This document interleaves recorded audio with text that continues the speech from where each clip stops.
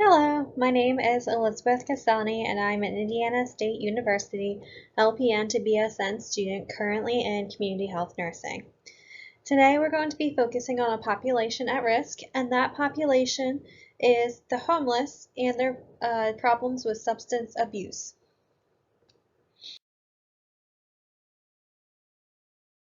So, so before we start, I would like everyone to pause the video, and you're going to go down to the bottom and take the pre-test to test your knowledge of what you already know about the subject. Then once we're done, we're going to take the post-test, and that will test your knowledge of what you've learned during this presentation.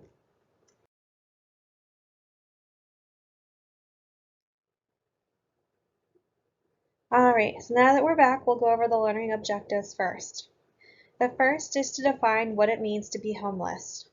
Then we'll identify personal and systemic factors that help to contribute to homelessness. Then identify health problems associated with being homeless. Identify prevalence of substance abuse and the associated problems within this population. Explore helpful treatment and housing options. And finally, identify additional community resources that we can use.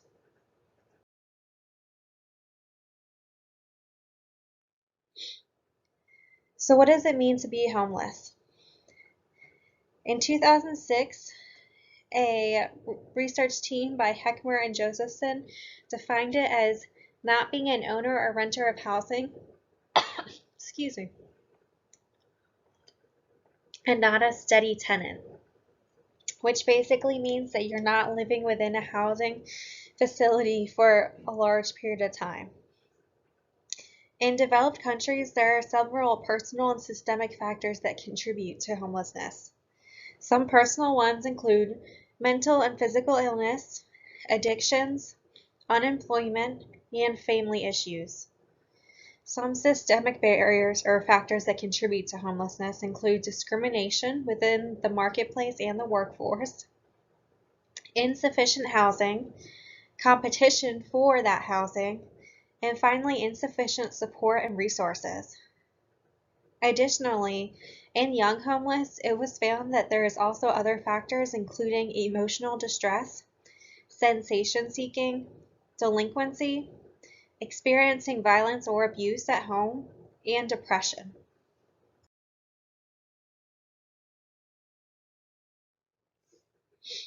So what are some health problems associated with being homeless?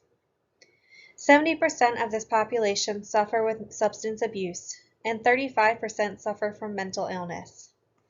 Drug overdose has been shown to be the leading cause of death, with more than 80% of these overdoses caused by opioids. Being homeless also means a shortened lifespan. Dorley et al. Found that the average age of death in the homeless population was 51 years old. And chronic conditions like diabetes and hypertension develop earlier than their counterparts that do have housing.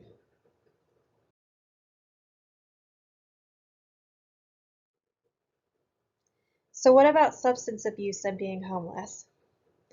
Well, opioid use and overdoses caused by opioid use have increased in the homeless over the past 10 years. Being homeless is also associated with polysubstance use, and they have poor outcomes. There's a current estimate between 29 to 75% of the homeless population that currently abuse drugs and alcohol. Substance abuse has been shown to lower treatment retention, have a higher relapse rate even after treatment, shorten your lifespan, and to have longer periods of being homeless.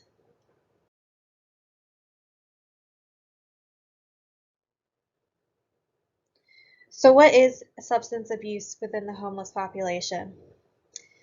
Palepu et al. Defined heavy drug use as using drugs at least 4 days in the last 6 months, and heavy alcohol use was defined as drinking 28 days within the last 6 months.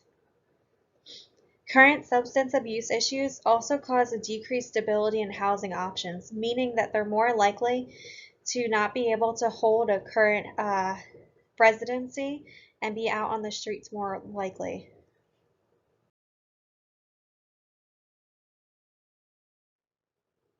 So what are some things that can be done?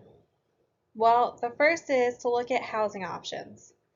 Housing First is a program that provides affordable housing to the homeless population with certain conditions met, and that those conditions generally include a decrease in their substance use or enrollment into a program. Housing First has been shown to increase residential stability, meaning that they're more likely to stay within the housing unit itself and less likely to become homeless again.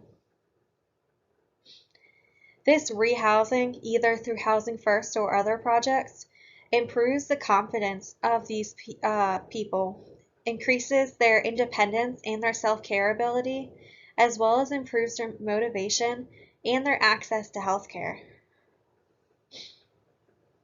Access to technology is also important, especially in this day and age when it seems like everyone has a cell phone or access to the internet.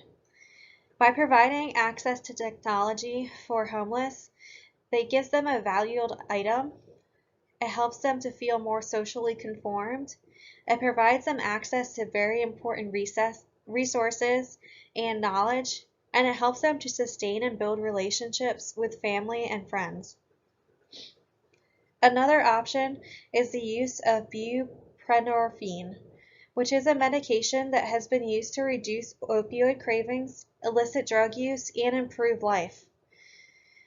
It has been used at different various homeless clinics throughout the country and has been shown to have great effect. There is also the option of a shared medical appointment, which is basically a group visit with patients that all have a similar diagnosis. These visits typically last about 60 to 120 minutes, a little bit different from a one-on-one visit with a physician.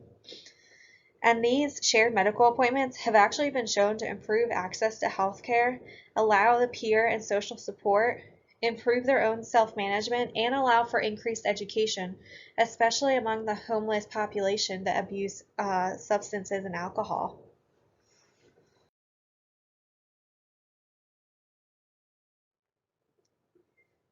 So what are some additional resources that we can also use? Well, the first is going to be any local shelters or local organizations within your own area. The next is going to be the National Runaway Safe Line, and this is especially for young adults and children who choose or are forced to run away from their homes or current living situations. You can actually call this number 1-800-786-2929 to be connected with resources. The next is the findahealthcenter.hrsa.gov, which actually gives a list of health centers for the homeless population within each state. The hedexchange.info also gives important information for the homeless population, as well as giving support for those that may be having difficulty finding housing. And then finally, the National Alliance to End Homelessness gives important resources both for people that are homeless as well as their advocates. The references for this presentation. At this point, I would like everyone to stop and go down to the bottom to take the post test to see how much you've learned. Thank you so much for listening today, and I hope you've learned a lot. Thank you.